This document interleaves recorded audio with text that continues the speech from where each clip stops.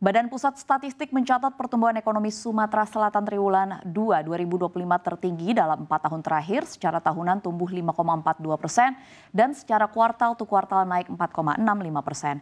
Sektor pertambangan memberi kontribusi terbesar 24,25%, disusul industri pengolahan 18,16% dan perdagangan 14,16%. Sementara pertumbuhan tertinggi ada pada akomodasi dan makan minum 10,29%.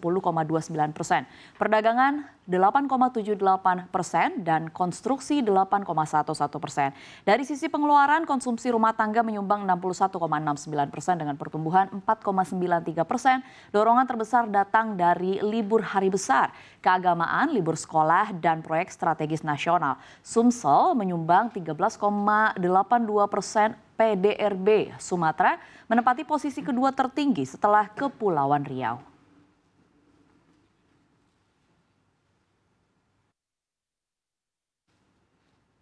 Pemirsa, dengan tingkat pertumbuhan ekonomi Sumatera Selatan yang tumbuh positif dan di atas rata-rata pertumbuhan nasional, lalu bagaimana sumbangsi Kabupaten Lahat dalam mendorong pertumbuhan ini? Sudah hadir bersama kami di studio CNBC Indonesia secara eksklusif Bupati Kabupaten Lahat sekaligus Ketua Umum APKASI, Bapak Bursa Zarnubi. Halo, selamat siang Bapak Bupati. Selamat siang Bu Dina, selamat siang pemirsa seluruh Indonesia. Luar biasa, terima kasih atas waktunya bersama CNBC Indonesia. Pak Bupati sehat? Sehat alhamdulillah. Ya, luar biasa. Kalau kita lihat tadi sudah kita ulas juga kalau ekonomi dari Provinsi Sumatera Selatan ini mampu tumbuh positif 5,42%. Ini angka yang luar biasa begitu Pak. Bagaimana Anda melihat mungkin sumbangsi dari kabupaten Anda dalam pertumbuhan ekonomi yang positif ini dan kira-kira sektor apa yang kira-kira akan berkontribusi besar mengingat memang Badan Pusat Statistik masih akan merilis pertumbuhan di daerah Anda. Kita akan lihat datanya bersama-sama ya Pak. Silakan Pak Bursa. Ya, yang pertama itu adalah sektor pertambangan Bu, tetap unggulan yang memberikan tren meningkat ya dan selalu unggulan pendapatan daerah kita. Dan itu yang membuat mendorong kehidupan ekonomi di Kabupaten Lahat. Nah, yang kedua tentu sekarang kita melihatnya banyak sektor industri swasta, terutama kopi yang mulai menggeliat, snack juga tumbuh dan yang lebih menarik adalah kita punya batik Bu yang tumbuh ya. Memang belum tercover di sini. Tapi keseluruhan itu sudah menurunkan mewakili PDRB di Sumsel itu. Rata-rata hampir sama ya. Penghasilan di Kabupaten Lahat.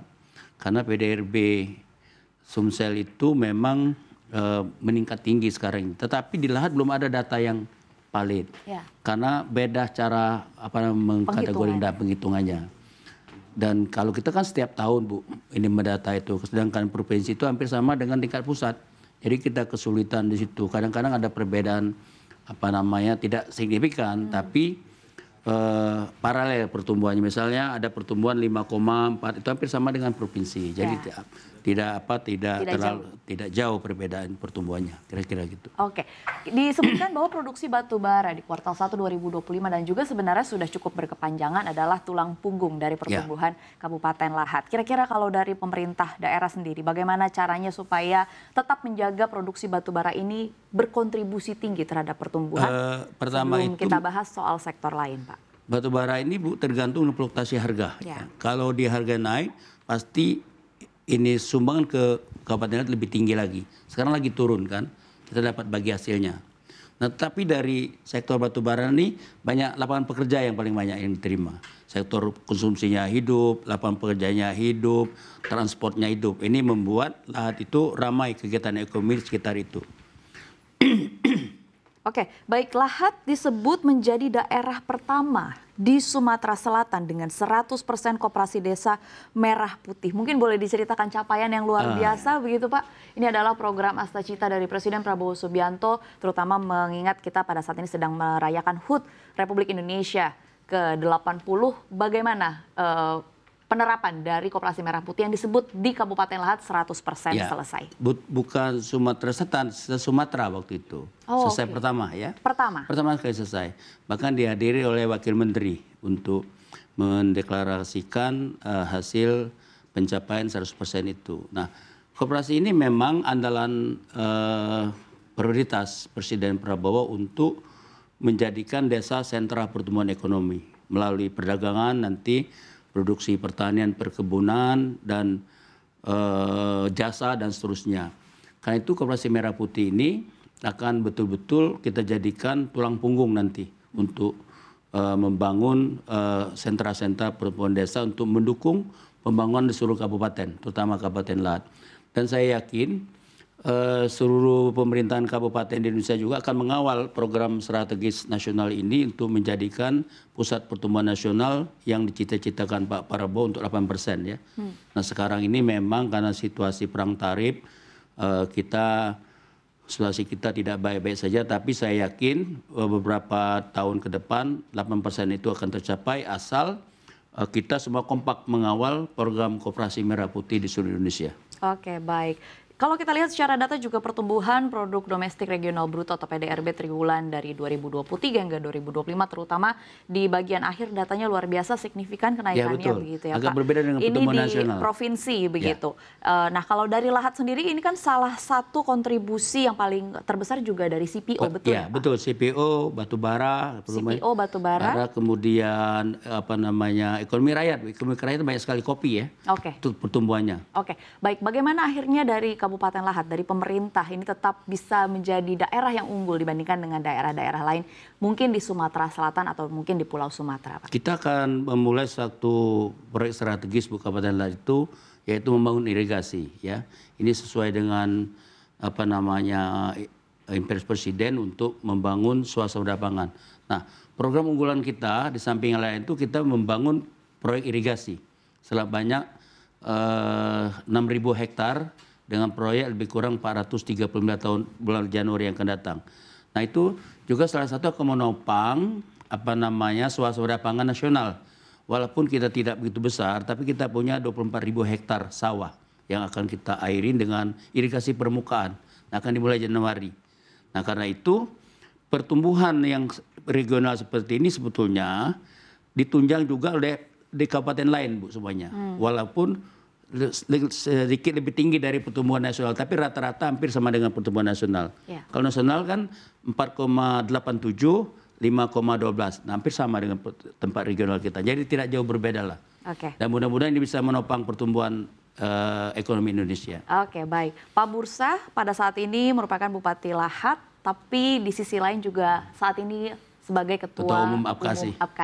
Tapi di sisi lain juga kita tahu Pak Bursa adalah sosok yang juga sudah lama berada di level nasional, kancahnya sudah nasional. Kira-kira strategi apa yang akhirnya diterapkan dengan posisi Bapak Bursa yang sudah dikenal di Indonesia untuk menarik investasi ke Kabupaten Lahat? Ini problem kita Bu. Saya ada Expo Apkasi tanggal 28-30. Saya ada briefing seluruh bupati agar Expo ini jangan seremonial. Dari sila kita melakukan transaksi, memperkenalkan produk. Kita bisa mempertukarkan produk antar kabupaten. Contoh begini, Lahat kuat kopi. Saya sudah ketemu dengan Bupati Blora, dia punya produk jati. Saya akan pertukarkan ke Lahat nanti. Saya buka gerai jati di Lahat, dia buka gerai kopi di Blora. Begitu juga nanti. Misalnya ada satu snack satu kabupaten, kita ada kopi kita pertukarkan. Insya Allah dengan pertukaran seperti itu akan mendongkrak ekonomi di seluruh kabupaten di seluruh Indonesia. Itu salah satu kita untuk menggerakkan ekonomi kabupaten sebagai sentra ekonomi di Indonesia pada masa akan datang. Oke, baik. Berkoordinasi juga dengan kabupaten lain, bahkan di Pulau Jawa. Jadi gini Bu, kita akan mengatasi karena penduduk kita kan 288 juta. Yeah. Cukup kita untuk mengatasi produk nasional kita. Baik padi, kopi, cengkeh, coklat, ya, beras dan sebagainya kita pertukarkan. Belum lagi kerajinan, belum lagi snack. Itu bisa kita pertukar antar kabupaten. Mudah-mudahan ini menjadi pertukaran ekonomi yang triliunan rupiah nanti. Oke, baik. Kita lihat datanya ya Pak. Realisasi investasi Kabupaten Lahat di triwulan 1 atau kuartal 1 2025, total investasi seperti yang sudah terlihat. Disebutkan sebenarnya tadi pertambangan memang kontribusinya cukup besar ya Pak, 47%. Tapi yang menarik adalah justru perumahan, kawasan industri dan perkantoran lebih dari setengahnya Pak, 51,53%. Mungkin boleh dielaborasikan, apakah memang ada potensi lain begitu di Kabupaten Lahat berkaitan memang dengan sekarang tumbuh perumahan-perumahan sederhana dan menengah di Lahat, Bu. Sedang begitu ya. Nah, kawasan industri yang saya maksud adalah kopi, Bu. Di Kabupaten Lahat itu ada 66 rumahan industri, Bu. Tapi merek kopinya masih beragam. Ada merek gelas, merek cangkir, merek sepeda itu. Nah, sekarang saya satukan namanya Kopi Lahat, Bu. Jadi seluruh rumahan kopi itu saya kasih packaging Kopi Lahat. Nanti Ibu akan di seluruh gerai di Jakarta akan ketemuan Kopi Lahat, bukan kopi. Nah, jadi hidup sekali kawasan industri kami sekarang, terutama kopi, Bu ya. Oke, baik. Lalu kalau dari sektor-sektor lain, misalnya dari hotel dan restoran, saya dengar juga memang dari Kabupaten Lahat banyak juga sekali. sedang konsentrasi, begitu. Mungkin boleh diceritakan Pak potensinya dan juga nanti rencananya targetnya akan berkontribusi berapa besar di tahun-tahun ke depan? Di samping hotel, Bu ya, kita akan kembangkan banyak restoran yang berasal dari makanan daerah, Bu ya. Jadi pada tahun ini udah beberapa tumbuh restoran yang menyajikan makanan daerah. Di samping itu restoran-restoran yang bercorak Eropa juga ada, Bu. Sudah mulai tumbuh di Kabupaten Lahat. Nah, kalau hotel banyak, tapi belum ada hotel baru. Sudah ada 10 hotel Kabupaten Lahat, tapi ada 1 bintang 5. Saya pikir investasi kita akan lebih besar. Ada rencana tambahan hotel yang proyeknya besar 720 miliar, satu hotel pinggir Sungai Lematang. Tapi sekarang belum ada deal sama izin dari pemerintah daerah. Mereka sudah datang. Oke, baik. Tadi beberapa kali Pak Bursah menyinggung berkaitan dengan kopi. Nampaknya memang Pak Bursah cukup bangga begitu ya dengan kopi hasil dari tanah Lahat begitu, kopi Lahat sendiri. Kira-kira apakah ada strategi khusus? Karena kita tahu bahwa kopi di Indonesia luar biasa beragam dengan rasanya, dengan aromanya yang beragam, supaya kopi di Lahat ini tetap menang dan bahkan bisa menang ke kancah internasional. Sumatera Selatan kopi terbesar di Indonesia, Bu. Salah satu di Kabupaten saya Lahat. 1 tahunnya produksinya lebih kurang 56.000 ton satu kabupaten. Jadi kita akan bikin hilirisasi nanti, satu dalam bentuk roasting ya, samping green bean, roasting, kemudian bentuk bubuk. Nah, ini akan kita pasarkan yang sebentar lagi akan beredar di seluruh Jakarta. Paling lambat Desember ada di gerai-gerai Jakarta dan akan jadi primadona, Bu, Kabupaten Lahat. Ibu Gina, kira-kira gitu. Baik, tadi kita sudah bicara berkaitan dengan investasi dari berbagai sektor yang luar biasa, angkanya sangat membanggakan. Nah, sekarang kita akan bertanya atau membahas berkaitan dengan efeknya yang langsung harusnya terasa di masyarakat Lahat, yaitu berkaitan dengan ketersediaan tenaga kerja. Pak Bupati, kita lihat datanya di slide selanjutnya. Yaitu berkaitan dengan realisasi penyerapan tenaga kerja Kabupaten Lahat Sumsel. Mungkin boleh dijelaskan Pak Bursah, sektor apa kira-kira yang pada saat ini sedang menjadi top of mind dari ketersediaan tenaga kerja di Lahat? Saya nggak baca keseluruhan, Bu ya, tapi yang paling top itu sektor kopi, Bu. Jadi sektor kopi banyak sekali. Sudah snack, kita ngidupkan snack, Bu. Di Lahat itu ada kue semprong. Itu sangat terkenal. Kita support dengan modal pemerintah. Kue Mumbai, Bu. 3 Bipang, tahu Bipang ya? 4 kita ada rumahan batik daerah. Nah, ini sedang kita kembangkan di Kabupaten Lahat. Dan ini banyak sekali yang menyerap tenaga kerja, ribuan. Sebentar lagi kita akan ada pusat rekreasi Rembang Kemambang. Itu juga akan menyerap 200-300 tenaga kerja di tanah yang 13 hektar. Desember nanti akan dibuka. Kita akan undang CNBC nanti. Oke, baik di bulan Desember. Termasuk kita akan meresmikan pusat situs megalitik yang sedang kami bangun sekarang. Nanti mungkin CNBC juga akan kita undang.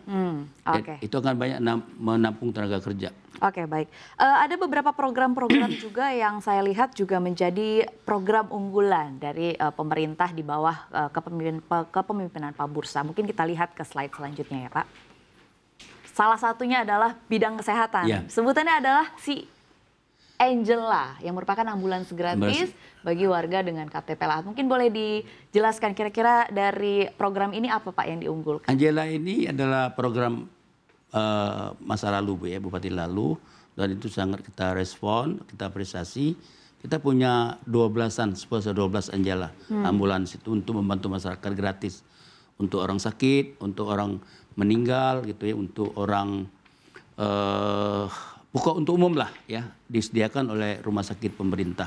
Jadi insya Allah kita akan perintah Bapak Presiden, usahakan seluruh rumah sakit di Indonesia itu pelayanannya prima. Jadi kita akan mencoba pelayanan prima rumah sakit. Itu di sektor kesehatan. Kalau di bidang infrastruktur ini nampaknya berkaitan juga dengan sektor kebanggaannya Pak Bursa, itu kopi. Sawah dan kopi. Ya, karena pasti kan sangat penting begitu irigasi perairan. Kira-kira boleh dijelaskan Pak? Jadi di Kabupaten Lahat itu irigasinya hancur semua.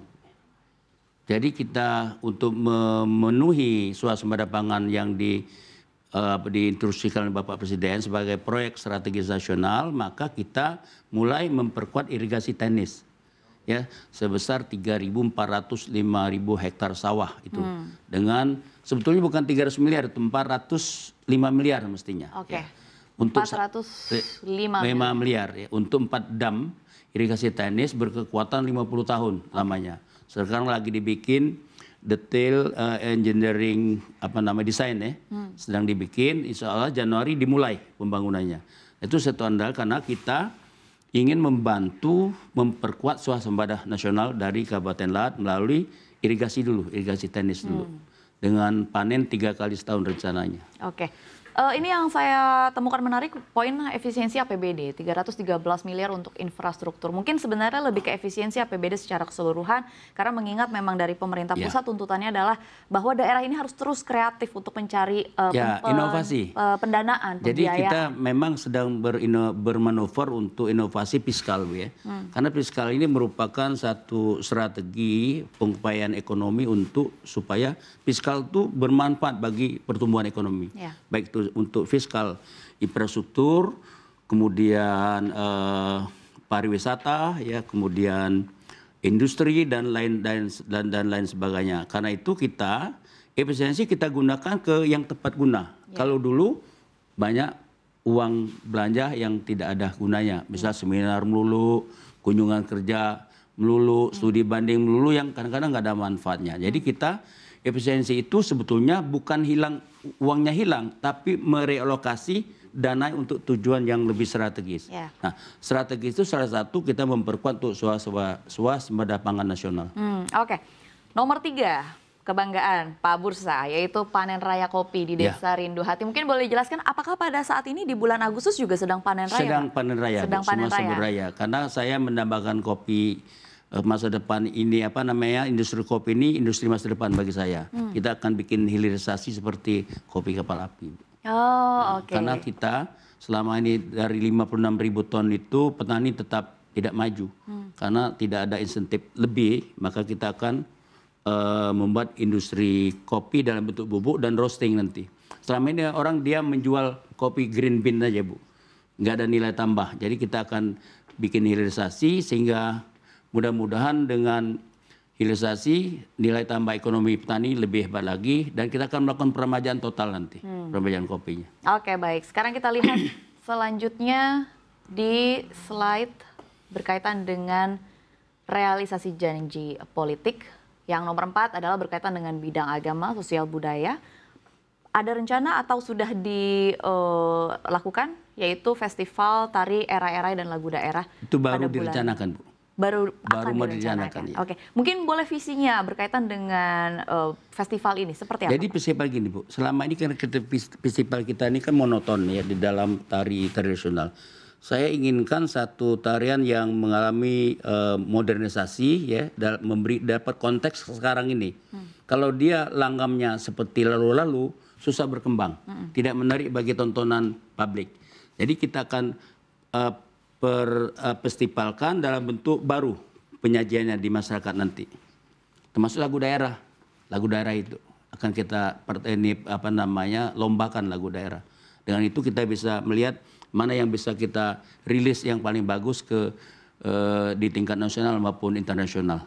Oke, baik. Untuk sektor pendidikan bagaimana? Ada program namanya Beladas. Seperti apa realisasinya? Jadi Beladas ini sedang dilakukan, Bu. Jadi Beladas ini timbul dari pikiran kita, ada anak-anak yang ibunya tukang cuci, bapaknya tukang bangunan, tapi diterima di Unsri negeri.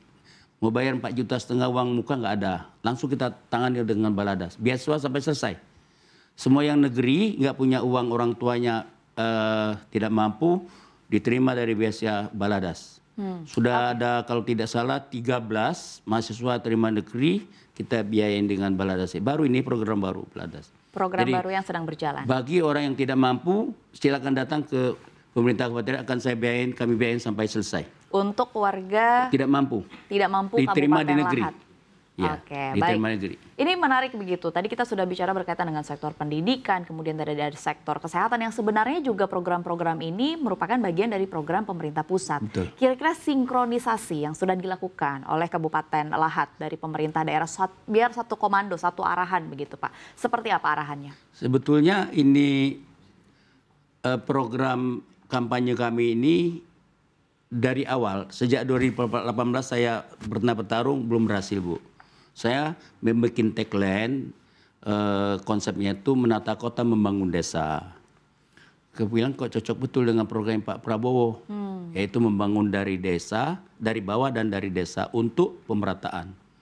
Ya, jadi apa yang dilakukan saya sekarang ini gak jauh beda dengan Pak Prabowo. Jadi kami tinggal mengawal program Pak Prabowo itu karena dengan kami udah pas betul. Oke. Pertama mulai dari irigasi tenis, kemudian membangun peternakan, pendidikan, pendidikan, perintah Pak Prabowo seluruh WC mesti bersih semua. Nggak boleh WC pendidikan sekolah rusak-rusakan. Nah, program kami mulai dari WC sekolah SD SMP. Semua harus bersih. Soal selesai dalam 3 tahun berikutnya. Juga begitu untuk rumah sakit, pelayanan rumah sakit prima, mesti prima dalam 2-3 tahun terakhir, itu perintah Prabowo.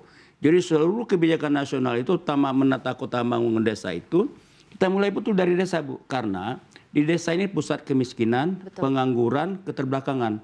Jadi kita mobilisasi kemampuan sumber daya dan ekonomi untuk membangun dari desa itu. Oke, baik, luar biasa penjelasan. Karena kata Soekarno, desa adalah tiang negara. Desa adalah tiang negara. Kalau tiang negara nggak dibangun, ambruk negara. Jadi ideologi Pak Prabowo membangun desa itu menurut saya sudah memiliki relevansi dengan semangat historinya Pak Soekarno. Oke, baik. Ini mungkin menjadi pertanyaan saya terakhir untuk Bapak Bupati Kabupaten Lahat, Pak Bursah. Di Hari Raya Kemerdekaan Republik Indonesia yang ke-80, apa yang ingin disampaikan dari Pak Bupati mungkin untuk warga Lahat dan juga warga Indonesia?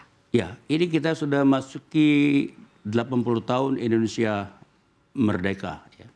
Arti itu 8 dekade. Satu usia yang cukup matang ya. Karena itu kita mesti rasakan betul kemerdekaan ini adalah milik seluruh bangsa Indonesia. Karena kenapa kita menuntut Indonesia merdeka dulu? Karena ada 3 hal yang kita perjuangkan di kemerdekaan dulu. 1, keterbelakangan. 2, kemiskinan. Dan 3, ketimpangan. Ini harus disebabkan oleh penjajah. Jadi 3 hal ini yang kita tuntut pada zaman perang kemerdekaan sehingga kita memperoleh proklamasi. Jadi di tahun ke-80 kita merdeka ini mesti dituntaskan. Ketimpangan, keterbelakangan, kemudian kesehatan mesti jadi perjuangan bersama. Terutama untuk pemerataan dan keadilan seluruh rakyat Indonesia. Luar biasa. Dirgahayu Republik Indonesia yang ke-80. Merdeka. Merdeka. Baik, terima kasih kepada Bapak Bupati Kabupaten Lahat yang juga merupakan Ketua Umum APKASI, Bapak Bursah Zarnubi telah bergabung bersama kami di Special Event CNBC Indonesia. Sehat dan sukses selalu untuk Anda. Sekali lagi, terima merdeka, kasih Pak. Dina, merdeka. Terima kasih, Pak. Terima kasih.